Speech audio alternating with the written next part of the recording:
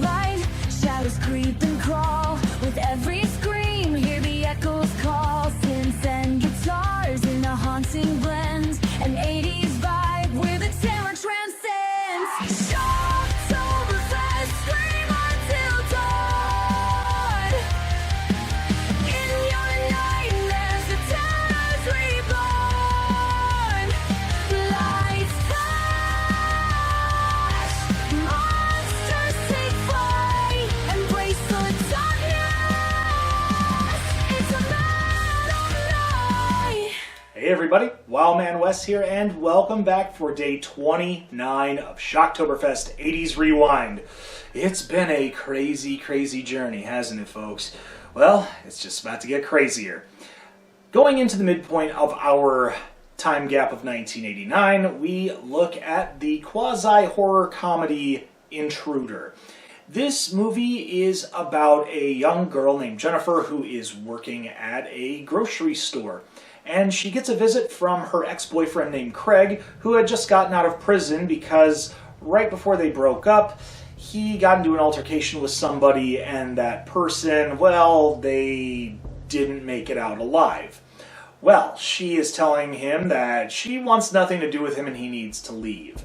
And eventually a fight breaks out between some of the co-workers and Craig. Craig is escorted out of the store, and the employees are brought together where the two co-owners tell them that they're going to be selling the store because one of them is just doesn't want to do it anymore. He's tired. And it breaks a lot of their hearts, and they go about their night closing up shop, and there's a problem though. Somebody's out there, and they're picking off these employees one by one in some of the most grotesque ways.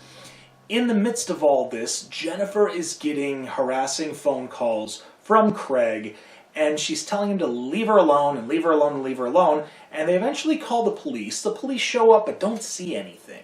And then they leave, and then Jennifer is back to work while other people are getting picked off within the grocery store. And when she gets light of this and sees that Craig is still there, she thinks that he's the one responsible. And it turns out it's not even Craig. It's one of the co-owners of the store that didn't want to give it up in the first place. So there's a big cat and mouse chase between Jennifer and one of the co-owners. And at the moment of the fatal blow, the police show up. They see that the co-owner's on the ground. Before he passes away from his fatal wounds, he points and says they're the ones who did it all. And unfortunately, Jennifer and Craig get arrested and are taken away. In this movie, the villain, though no longer alive, he won. Now it's time to talk about what I like and what I don't like about this film. I'm going to talk about what I like about this film. Now, I've mentioned the concept of isolation in movies, especially in the horror genre, and in this situation, in a grocery store, anything is possible. Especially when the person that is wreaking all the havoc and chaos amongst the people that are going to be dispatched, you can get innovative with some of the ways they're taken out. And in some of these instances, one gets sliced up by a deli band saw, and that was, oof. I was expecting something really gruesome with that, and I was not disappointed. Also, one of the ways that somebody gets taken out is with a compactor. They kept showing it, and I said to myself, if nobody gets it by compactor, this movie gets an automatic F. They must have heard me. I don't know, but regardless, it happened, and it was funny. And speaking of the ways that people get taken out in this film, we got to talk about the special effects. We have 3 people on the special effects team in this movie that made my heart go pitter-patter. We had Greg Nicotero, we had Robert Kurtzman, and we have Howard Berger. For those of you playing the home game, if you've never heard of these names, you're living under a rock, because Greg Nicotero and Robert Kurtzman and Howard Berger are all pretty much from the school of Tom Savini. Greg Nicotero is well known for working under Tom Savini with the Dawn of the Dead and Day of the Dead movies from the originals, mind you. Also on so many other projects by Tom Savini, and also is the head producer of the Walking Dead series. Robert Kurtzman did quite a bit. Also, he was if my mind serves me right, was one of the main special effects people for Evil Dead, which is kind of great too. Howard Berger's another name that did a lot within the industry as well, including movies like Nightmare on Elm Street and Creepshow 2, and quite a number of other movies in that genre, and phenomenal work. Now we gotta talk about the cast. We have quite a number of people in this film that their name might ring a bell just a little bit.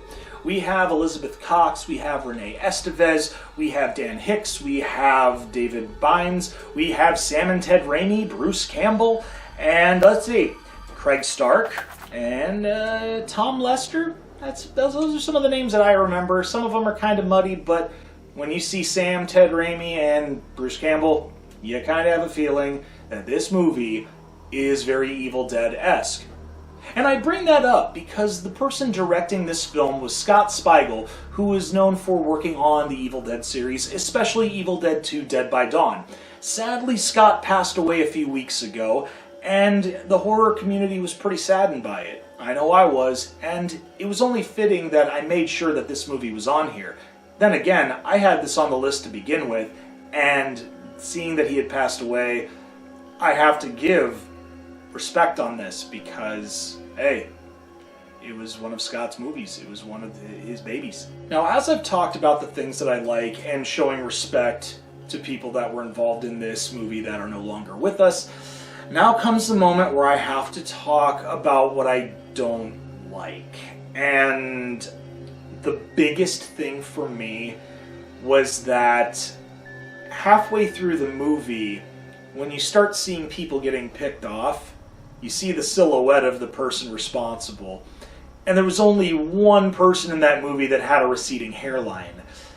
And at that point, you've already figured it out. There was no big reveal. And that really, really takes a chunk out of the grade for this one. No disrespect to anybody involved, including the late Scott Spiegel. That just, when it comes to that type of cinematography, I just went, off. And every time you see him, you're just sitting there going, we know it's you. We know it's you. Somebody get this guy. Get him. Arrest him. Just get him out of here so the movie can be over. That way everybody can survive, right? Now that I've brought that up, and this is going to be a little bit shorter of an episode, that whole giving away who it was just by the silhouette, it bugged me a lot. The movie in itself is still very good. However, that alone, this movie is going to have to get a C+ from me.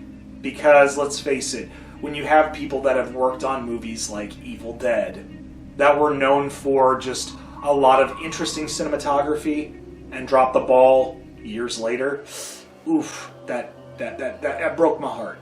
And I'm sure it's breaking your heart too, seeing that I'm only giving it a C+.